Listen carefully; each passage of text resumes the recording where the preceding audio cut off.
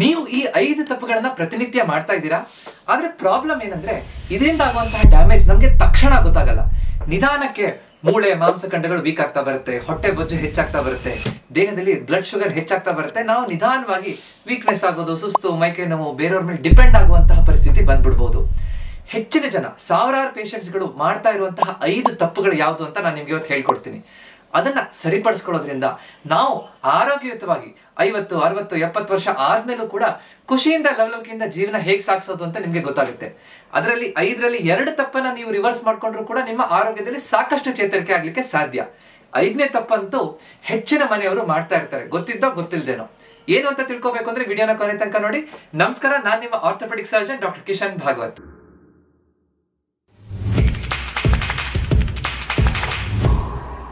ಮೊನ್ನೆ ಒಬ್ರು software engineer 45 ವರ್ಷದವರು ನನ್ನ ಹತ್ರ ಬಂದ್ರು. ಮಂಡಿ ನೋವು ಬರ್ತಾ ಇದೆ ಅಂತ. ಅವ್ರಿಗೆ ಕರೆಕ್ಟ್ ಆಗಿ ಎಕ್ಸಾಮಿನ್ ಮಾಡಿ, ಪರೀಕ್ಷೆ ಮಾಡಿ, ಯಾಕೆ ಆಗ್ತಾ ಇದೆ ಏನು ಅಂತ ಎಲ್ಲ ವಿಚಾರ ಮಾಡಿ ನೋಡಿದಾಗ ಅವರ ಜೀವನ ಶೈಲಿಯಿಂದನೇ 45 ವರ್ಷದಲ್ಲಿ ಅವ್ರಿಗೆ ಮಂಡಿ ನೋವು ಬರ್ಲಿಕ್ಕೆ ಪ್ರಾರಂಭ ಆಗ್ತಾ ಇದೆ.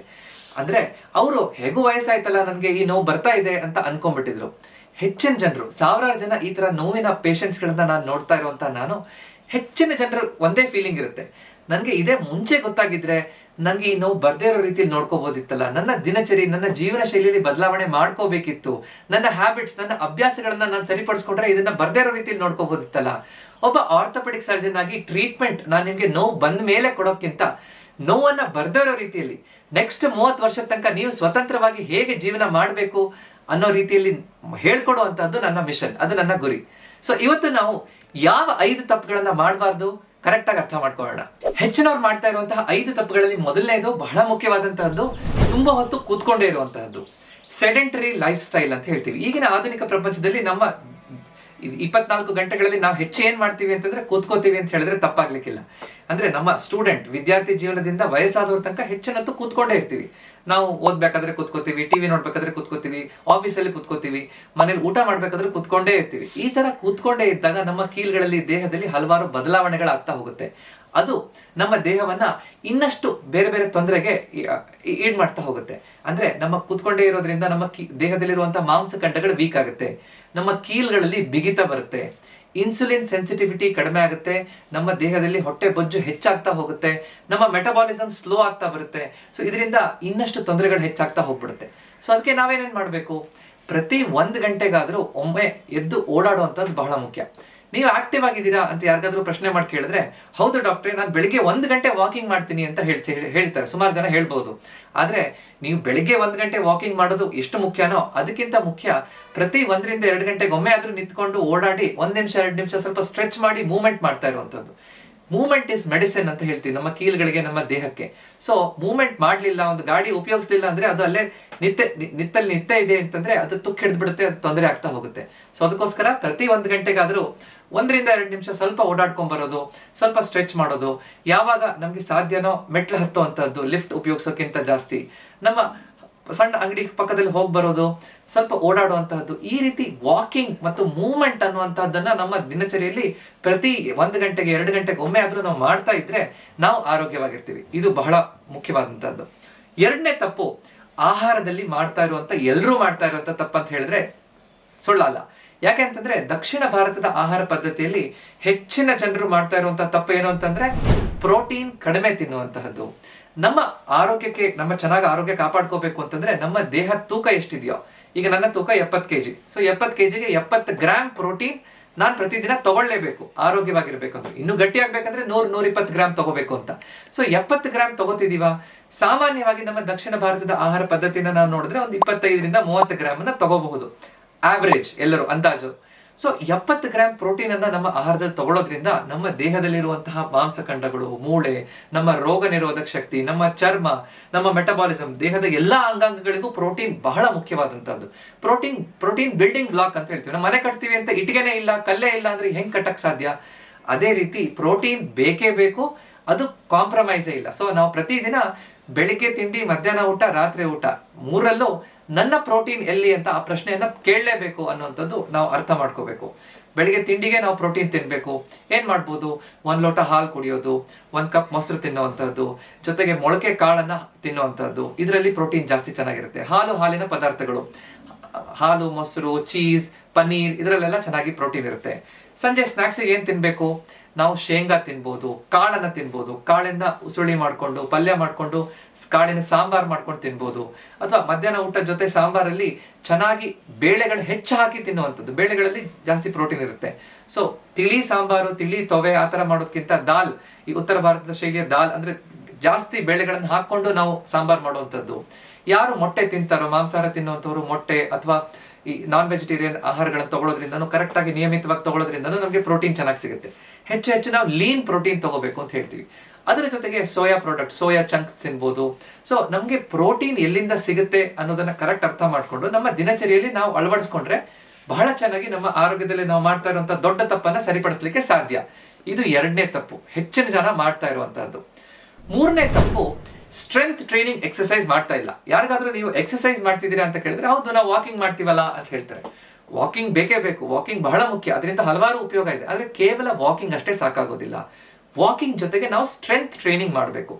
ನೀವು ಎಷ್ಟು ವರ್ಷ ಬದುಕ್ತೀರಿ ಅನ್ನೋದು ನಿಮ್ಮ ಹೃದಯದಲ್ಲಿ, ನಿಮ್ಮ ಆ ಹೃದಯದ ರಕ್ತನಾಳದಲ್ಲಿ ಎಷ್ಟು ಕೊಲೆಸ್ಟ್ರಾಲ್ ಇದೆ ಅನ್ನೋದಕ್ಕಿಂತ ಜಾಸ್ತಿ ಮುಖ್ಯವಾಗಿ ಈಗಿನ ಆಧುನಿಕ ವೈಜ್ಞಾನಿಕ ಸಂಶೋಧನೆ ಪ್ರಕಾರ ನಮ್ಮ ಕಾಲುಗಳಲ್ಲಿ ಎಷ್ಟು ಶಕ್ತಿ ಇದೆ ಅನ್ನೋದ್ರ ಮೇಲೆ ನಿರ್ಧಾರ ಆಗುತ್ತೆ ಅಂತ. ಅಂದ್ರೆ ನಿಮ್ಮ ಕಾಲಲ್ಲಿ ಮಾಂಸಖಂಡಗಳಲ್ಲಿ ಜಾಸ್ತಿ ಶಕ್ತಿ ಇದ್ರೆ ನಿಮ್ಮ ಆಯುಷ್ ಜಾಸ್ತಿ ಇರುತ್ತೆ, ನೀವು ಆಕ್ಟಿವ್ ಆಗಿ ಹೆಚ್ಚು 100 ಕಾಲ ಬದುಕ್ತೀರಿ ಅಂತ. ಅಂದ್ರೆ ನಮ್ಮ ಕಾಲಲ್ಲಿ ಅಥವಾ ದೇಹದಲ್ಲಿ ಇರುವಂತಹ ಮಾಂಸಖಂಡಗಳನ್ನ ಗಟ್ಟಿಯಾಗಿ ಬಲವಾಗಿ ಇಟ್ಕೊಳ್ಳುವಂಥದ್ದು ನಮ್ಮ ಆದ್ಯ ಕರ್ತವ್ಯ. ಅದಕ್ಕೆ ಏನೇನ್ ಮಾಡ್ಬೇಕು? ಅಯ್ಯೋ ಏನಿದು ಪ್ರೋಟೀನು ಸ್ಟ್ರೆಂತ್ ಟ್ರೈನಿಂಗ್ ಅಂತೆಲ್ಲ ಹೇಳ್ತೀರಿ, ಇದೆಲ್ಲ ನಮ್ಗೆ 40 ವರ್ಷದ ನಂತರದಲ್ಲ, ಇದು ಕೇವಲ ಜಿಮ್ಮಿಗೆ ಹೋಗೋರ್ಗೆ ಅಂತ ಅನ್ಕೊಂಡಿರ್ಬೋದು. ಇದು ತಪ್ಪು ಕಲ್ಪನೆ. ನಮ್ಗೆಲ್ಲ ಎಲ್ಲ ಆಗುತ್ತೆ ಅಂತ. ಕರೆಕ್ಟ್ ಆಗಿ ನಾವು ಪ್ರೋಟೀನ್ ಅನ್ನು ತಿನ್ಬೋದು, ಸ್ಟ್ರೆಂತ್ ಟ್ರೈನಿಂಗ್ ಎಕ್ಸರ್ಸೈಸ್ ಅನ್ನು ಮಾಡ್ಬೋದು. ನಾವು ಜಿಮ್ಮಿಗೆ ಹೋಗ್ಲೇಬೇಕು ಅಂತಿಲ್ಲ, ಅವಕಾಶ ಇದ್ದವ್ರು ಹೋದ್ರೆ ಅನುಕೂಲ ಆಗುತ್ತೆ. ಆದ್ರೆ ಮನೇಲೆ ನಾವು ಮಾಡುವಂತಹ ವೆಯ್ಟ್ ಟ್ರೈನಿಂಗ್ ಎಕ್ಸರ್ಸೈಸ್, ನಮ್ಮ ಬಾಡಿ ವೆಯ್ಟ್ ಎಕ್ಸರ್ಸೈಸ್ ಆಗಿರ್ಬೋದು, ಅಥವಾ ರೆಸಿಸ್ಟೆನ್ಸ್ ಬ್ಯಾಂಡ್ ಇಟ್ಕೊಂಡು ಮಾಡುವಂತ ಎಕ್ಸರ್ಸೈಸ್ ಆಗಿರ್ಬೋದು, ಮನೇಲೆ ಸುಲಭವಾಗಿ 1 ಲೀಟರ್ ನೀರಿನ ಬಾಟ್ಲು ಅಥವಾ 2 kg 3 kg 5 kg ಡಂಬಲ್ಸ್ ಅನ್ನ ಮನೇಲಿ ತಂದ್ಕೊಂಡು ಮಾಡುವಂತ ವ್ಯಾಯಾಮಗಳಾಗಿರ್ಬೋದು. ಯಾವ್ಯಾವ ವ್ಯಾಯಾಮ ಮಾಡಬೇಕು? ಸುಲಭ ವ್ಯಾಯಾಮ ಹೇಳಿ ಡಾಕ್ಟ್ರೆ ಅಂತಂದ್ರೆ, ಒಂದು ಗೋಡೆ ಮುಂದೆ ನಿಂತ್ಕೊಂಡು ಮಾಡುವಂತಹ ವಾಲ್ ಪುಷಪ್ಸ್ ಆಗಿರ್ಬೋದು, ಕುರ್ಚಿ ಮೇಲೆ ಕೂತ್ಕೊಂಡು ಏಳುವಂತಹ ಮಿನಿ ಸ್ಕ್ವಾಟ್ಸ್ ಅಥವಾ ವಾಲ್ ಅಸಿಸ್ಟೆಡ್ ಸ್ಕ್ವಾಟ್ಸ್ ಆಗಿರ್ಬೋದು, ಸಿಟ್ ಟು ಸ್ಟ್ಯಾಂಡ್ ಎಕ್ಸರ್ಸೈಸ್ ಆಗಿರ್ಬೋದು, ಅಥವಾ ಒಂದು ಮೆಟ್ಲ ಮೇಲೆ ಒಂದು ಮೆಟ್ಲನ್ನು ಹತ್ತೋದು ಇಳಿಯೋದು, step up step down, step up step down, ಈ ವ್ಯಾಯಾಮ ಆಗಿರ್ಬೋದು, ಅಥವಾ ಲಂಜಸ್ ಆಗಿರ್ಬೋದು, ಅಥವಾ ನಾವು ಮಾಡುವಂತಹ ಪ್ಲಾಂಕ್ ಎಕ್ಸರ್ಸೈಸ್ ಆಗಿರ್ಬೋದು. ಈ ತರ ಹಲವಾರು ಕೆಲವೊಂದು ನಮ್ಮ ದೇಹದ ತೂಕ ಇಟ್ಕೊಂಡು ಮಾಡುವ ವ್ಯಾಯಾಮದಿಂದನೂ ನಮಗೆ ಅನುಕೂಲ ಆಗ್ತಾ ಹೋಗುತ್ತೆ. ಅವಕಾಶ ಇರೋರು ರೆಸಿಸ್ಟೆನ್ಸ್ ಬ್ಯಾಂಡ್ ಉಪಯೋಗಿಸಬಹುದು, ಅಥವಾ ಆರಾಮಾಗಿ ಮನೇಲೆ ಕೆಲವೊಂದು ತೂಕಗಳನ್ನ ಇಟ್ಕೊಂಡು ಸರಿಯಾಗಿ ಕಲ್ತ್ಕೊಂಡು ಮಾಡೋದ್ರಿಂದ ನಮಗೆ ಅನುಕೂಲ ಆಗುತ್ತೆ. ಇದು 3ನೇ ಮಾಡುವಂತಹ ತಪ್ಪು ಮತ್ತು ಅದರ ಪರಿಹಾರ. 4ನೇದು, ನಮ್ಮ ನಿದ್ದೆಯನ್ನ ನಾವು ನಿರ್ಲಕ್ಷ್ಯ ಮಾಡ್ತಾ ಇರುವಂತದ್ದು. ಎಲ್ಲರಿಗೂ ಕೇಳಿದ್ರೆ ನೀವು ಎಷ್ಟು ತಾಸು ನಿದ್ದೆ ಮಾಡಬೇಕು ಅಂತ ಕೇಳಿದ್ರೆ ಎಲ್ಲರೂ ಹೇಳ್ತಾರೆ 6 ರಿಂದ 8 ತಾಸು ಮಾಡಬೇಕು ಅಂದ್ರೆ. ಆದ್ರೆ ನಿಜವಾಗಿ ಎಷ್ಟು ತಾಸು ನೀವು ಮಾಡ್ತಾ ಇದ್ದೀರಿ, ಒಳ್ಳೆ ಕ್ವಾಲಿಟಿ ನಿದ್ದೆ ಎಷ್ಟು ಬರ್ತಾ ಇದೆ, ಬೆಳಗ್ಗೆ ಎದ್ದ ತಕ್ಷಣ ಎಷ್ಟು ಜನ ಫ್ರೆಶ್ ಆಗಿರ್ತೀರಿ ಅಂತ ಕೇಳಿದ್ರೆ 50%ಗಿಂತ ಹೆಚ್ಚು ಜನ ಇದನ್ನ ಮಾಡ್ತಾ ಇರೋದಿಲ್ಲ. ಸೊ ಈ ತಪ್ಪನ್ನ ನಾವು ಮಾಡಬಾರ್ದು. ಅಂದ್ರೆ ಸರಿಯಾದ ಸಮಯದಲ್ಲಿ ಮಲ್ಕೋಬೇಕು, ಕರೆಕ್ಟ್ ಆಗಿ ನಮ್ಮ ನಿದ್ದೆಗೆ ನಾವು ಪ್ರಯಾರಿಟಿಯನ್ನ ಕೊಡಬೇಕು. ಅದಕ್ಕೆ ಯಾಕೆ ನಿದ್ದೆ ಬೇಕು ಅನ್ನೋದನ್ನು ಕೂಡ ನಾವು ಅರ್ಥ ಮಾಡ್ಕೋಬೇಕು. ನಿದ್ದೆ ಅನ್ನೋದು ನಮ್ಮ ದೇಹದ ರಿಕವರಿ ಸಿಸ್ಟಮ್. ಸರಿಯಾದ ರೀತಿಯಲ್ಲಿ ದೇಹ ಮತ್ತೆ ರೀಚಾರ್ಜ್ ಆಗಬೇಕು. ನೀವು ಮೊಬೈಲ್ ಅನ್ನ ಪ್ರತಿದಿನ ಚಾರ್ಜ್ ಮಾಡ್ತಾ ಇದ್ರೆ ಮಾತ್ರ ಅದು ಕೆಲಸ ಮಾಡುತ್ತೆ. ಅದೇ ರೀತಿ ನಮ್ಮ ದೇಹದಲ್ಲಿ ಆಗಿರುವಂತಹ ಕೆಲವೊಂದಿಷ್ಟು ತೊಂದರೆಗಳನ್ನ ರಿಪೇರ್ ಮಾಡ್ಕೊಳ್ಳುತ್ತೆ. ಮತ್ತೆ ವಾಪಸ್ ಚೈತನ್ಯಯುತವಾಗಿ ದಿನವನ್ನ ಕಳಿಬೇಕು ಅಂತಂದ್ರೆ ನಮ್ಮ ಎಲ್ಲಾ ಕೋಶಗಳು ಕರೆಕ್ಟ್ ಆಗಿ ಆಕ್ಟಿವ್ ಆಗಿರ್ಬೇಕು. ಈ ಪ್ರಾಸೆಸ್ ಏನ್ ಆಗುತ್ತೋ ಈ ತರ ಆಗುವಂತಹದ್ದು ನಿದ್ದೆಯಲ್ಲಿ. ಸೊ ನಿದ್ದೆಗೆ ನಾವು ಪ್ರಾಮುಖ್ಯತೆ ಕೊಡಬೇಕು. Correct timing ಮಲ್ಕೋಬೇಕು. 7 ತಾಸಾದ್ರೂ ಪ್ರತಿಯೊಬ್ಬರು ನಿದ್ದೆ ಮಾಡಲೇಬೇಕು ಅನ್ನುವಂಥದ್ದನ್ನ ನಿಮ್ಮ ಶೆಡ್ಯೂಲ್ ಅಲ್ಲಿ ಫಿಕ್ಸ್ ಮಾಡ್ಕೋಬೇಕು. ಮಲ್ಕೊಳ್ಳೋಕ್ಕಿಂತ 1 ರಿಂದ 2 ತಾಸು ಮುಂಚೆ ನಮ್ಮ ಮೊಬೈಲ್, ಟಿವಿ ಇದರಿಂದ ಸ್ವಲ್ಪ ದೂರ ಇರೋದ್ರಿಂದ, ಸ್ವಲ್ಪ ಧ್ಯಾನ, ಪ್ರಾಣಾಯಾಮ, ಲೈಟ್ ಸ್ಟ್ರೆಚಿಂಗ್ ಎಕ್ಸರ್ಸೈಸ್ ಮಾಡೋದ್ರಿಂದ, ಸ್ವಲ್ಪ ಬಿಸಿ ನೀರನ್ನ ಕುಡಿಯೋದ್ರಿಂದ, ಈ ತರ ಒಂದು ರುಟೀನ್ ಅನ್ನ ಫಿಕ್ಸ್ ಮಾಡ್ಕೊಂಡು ಅದನ್ನ ಫಾಲೋ ಮಾಡ್ಕೊಂಡ್ರೆ ನಿದ್ದೆಗೆ ನಾವು ಪ್ರಾಮುಖ್ಯತೆ ಕೊಟ್ಟಾಗುತ್ತೆ. 5ನೇ ಮತ್ತು ಕೊನೆ ತಪ್ಪು, ನಮ್ಮ ಸಣ್ಣ ಪುಟ್ಟ ರೋಗದ ಲಕ್ಷಣಗಳನ್ನ, ಅಂದ್ರೆ ಸಣ್ಣ ಪುಟ್ಟ ತೊಂದರೆಗಳು ನಮ್ಗೆ ಕಾಣಿಸ್ಕೊಂಡ್ರು ಅದನ್ನ ನಿರ್ಲಕ್ಷ್ಯ ಮಾಡುವಂತಹದ್ದು. ಅಂದ್ರೆ ಇಗ್ನೋರಿಂಗ್ ಹೆಲ್ತ್ ಸಿಂಪ್ಟಮ್ಸ್. ಸಣ್ಣ ಪುಟ್ಟ ತೊಂದರೆ ಬರ್ತಾ ಇರುತ್ತೆ. ಈಗ 40-45 ಆಯ್ತು ಅಂದ ತಕ್ಷಣ ಸ್ವಲ್ಪ ನೋವು ಬರುತ್ತೆ, ಮಂಡಿಯಲ್ಲಿ ಬೆನ್ನೋವು ಬರುತ್ತೆ, ಸೊಂಟ, ನಾನ್ ಗಟ್ಟಿ ಕಣ್ರಿ, ನಾನೆಲ್ಲ ಇದನ್ನೆಲ್ಲ ಸಣ್ಣ ತೊಂದರೆಗೆಲ್ಲ ನಾನು ಡಾಕ್ಟರ್ ಹತ್ರ ಹೋಗಲ್ಲ ಅಂತ ಹೇಳ್ತಾರಲ್ಲ. ಸಣ್ಣ ತೊಂದರೆಗೆ ನಾವು ಸಣ್ಣ ಮಳೆಗೆಲ್ಲ ಛತ್ರಿ ತೆಗೆಯಲ್ಲ ಅಂತ ಹೇಳಿದಾಗೆ ಈ ತರ ಹಲವಾರು ಜನ ಹೇಳ್ತಿರ್ತಾರೆ. ಇದು ತಪ್ಪು. ಅಂದ್ರೆ ಅಲ್ಲಿ ಎಲ್ಲೋ ಹೊಗೆ ಇದೆ ಅಂದ್ರೆ ಒಳಗಡೆ ಎಲ್ಲಿ ಬೆಂಕಿ ಇದೆ ಅಂತ ನಾವು ಸಂಶೋಧನೆ ಮಾಡ್ಕೊಂಡು ಯಾಕೆ ತೊಂದರೆ ಆಗ್ತಿದೆ ಅಂತ ಅರ್ಥ ಮಾಡ್ಕೋಬೇಕು ಅಂತ. ಅದನ್ನ ನಿರ್ಲಕ್ಷ್ಯ ಮಾಡಿದ್ರೆ ಸಣ್ಣ ಬೆಂಕಿ ಸಣ್ಣ ನೀರಲ್ಲಿ ಆರಕ್ಕೆ ಸಾಧ್ಯ. ದೊಡ್ಡ ಬೆಂಕಿ ಆದ್ಮೇಲೆ ನೀರು ಜಾಸ್ತಿ ಬೇಕಾಗುತ್ತೆ, ಹೆಚ್ಚು ಸಮಯ ಬೇಕು, ಹೆಚ್ಚು ಖರ್ಚಾಗುತ್ತೆ. ಅದಕ್ಕಿಂತ ನಾವು ಈ ದೊಡ್ಡ ಬೆಂಕಿ ಆರಿಸ್ಬೇಕಾದ್ರೆ ಆಲ್ರೆಡಿ ಕೆಲವೊಂದಿಷ್ಟು ವಸ್ತುಗಳು ಸುಟ್ಟೋಗ್ಬಿಟ್ಟಿರುತ್ತೆ. ಸೊ ಅದಕ್ಕೆ ಈ ತರ ಆಗ್ಬಾರ್ದು ಅಂತಂದ್ರೆ ನಾವು ನಮ್ಮ ಆರೋಗ್ಯದ ಬಗ್ಗೆ ಯಾವಾಗೂ ಎಚ್ಚರವಾಗಿರ್ಬೇಕು. ಎಲ್ಲದಕ್ಕೂ ಡಾಕ್ಟರ್ ಹತ್ರ ಓಡೋಗಿ ಅಂತ ನಾನು ಹೇಳ್ತಾ ಇಲ್ಲ.